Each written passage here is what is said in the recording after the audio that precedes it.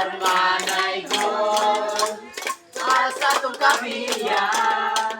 Ang mga batanon nakahiwo sa Parmanay ko para sa tong kapilya. Naos na malipay, oh praise the Lord. Pasko na